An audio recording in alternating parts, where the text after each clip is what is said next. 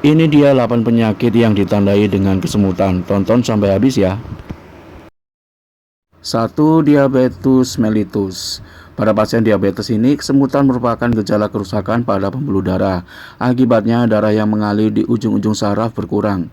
Lah, kondisi inilah yang dapat diatasi dengan mengendalikan kadar gula darah secara ketat. Juga mengkonsumsi obat seperti gabapentin, vitamin B1 dan B12. Juga mengkonsumsi melia propolis dengan teratur tiap hari tentunya akan mempercepat penyembuhan dari diabetes. 2. Stroke. Kesemutan dapat jadi tanda stroke ringan. Biasanya disebabkan sumbatan pada pembuluh darah di otak yang mengakibatkan kerusakan saraf setempat. Gejala lain yang muncul rasa kebas seluruh badan, lumpuh separuh badan, buta sebelah mata, sukar bicara, pusing, dan juga penglihatan ganda dan kabur. Nah, teman-teman harus waspada ya jika mengalami gejala tersebut, karena stroke adalah salah satu penyakit yang bisa menyebabkan kematian dan merupakan penyebab kematian nomor 2 terbesar di Indonesia. 3. Penyakit jantung. Kesemutan tidak hanya akibat neuropati tekanan, tetapi karena komplikasi jantung dengan sarafnya. Pada pasien jantung yang sedang menjalani operasi pemasangan klep, terdapat bekuan darah yang menempel. Bekuan itu bisa terbawa aliran darah ke otak sehingga terjadi cerebral embolik. Jadi teman-teman juga hati-hati ya kalau misalnya mengalami kesemutan, jangan-jangan itu adalah salah satu pertanda kita sedang menderita penyakit jantung. Jadi hati-hati ya. 4. Infeksi tulang belakang. Ini menyebabkan bagian tubuh dari pusar ke bawah tidak dapat digerakkan. Penderita tidak dapat mengontrol buang air kecil, buang air besar pun susah. Penyakit ini dinamakan mielitis atau radang sumsum tulang belakang.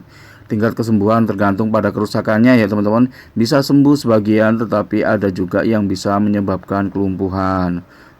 Hati-hati ya kalau misalnya kalian mengalami kesemutan, jangan-jangan ini adalah gejala dari infeksi tulang belakang. 5. Rematik. Penyakit ini bisa menimbulkan kesemutan atau rasa tebal. Dalam hal ini, saraf terjepit akibat sendi pada engsel. Misalnya sendi pergelangan tangan berubah bentuk. Gejala kesemutan biasanya hilang sendiri bila rematik sembuh. Nah, kalau penyakit rematik ini bisa juga disembuhkan melalui melia propolis ya, dan sudah banyak orang yang sembuh rematiknya setelah mengkonsumsi melia propolis secara teratur. 6. Spasmofilia atau tetani. Gejala kesemutan juga bisa merupakan tanda penyakit spasmofilia atau tetani. Penyakit ini timbul karena kadar ion kalsium dalam darah berkurang. Penyebabnya adalah menurunnya tegangan karbon dioksida dalam paru-paru. Gejala lain bisa seperti kejang pada tungkai, sulit tidur, emosi labil, takut, lemah, sakit kepala sebelah atau migrain, dan juga hilang kesadaran.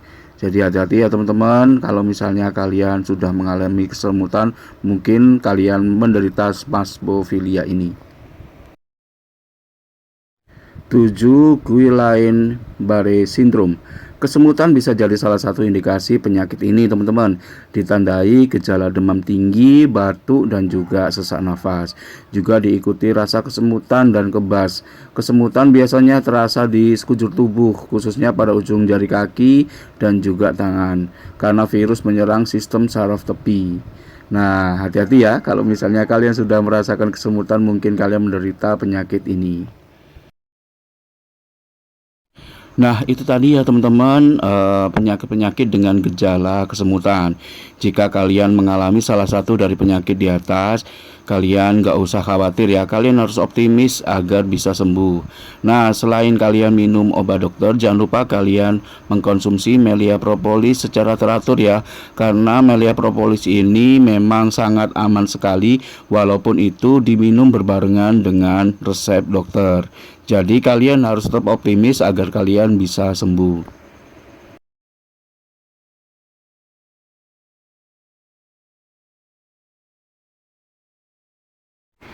Nah, jika masih ada yang mau ditanyakan, kalian bisa lihat website saya ya teman-teman.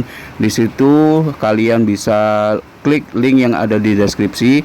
Kalian bisa baca-baca tuh di website saya apa aja sih kegunaan dari propolis. Terus kenapa sih kok propolis itu bisa menyembuhkan semua penyakit. Semuanya sudah saya bahas di website saya ya teman-teman. Kalian bisa klik link yang ada di deskripsi. Selain itu di situ juga ada beberapa testimoni yang sudah merasakan kegunaan dari propolis ini.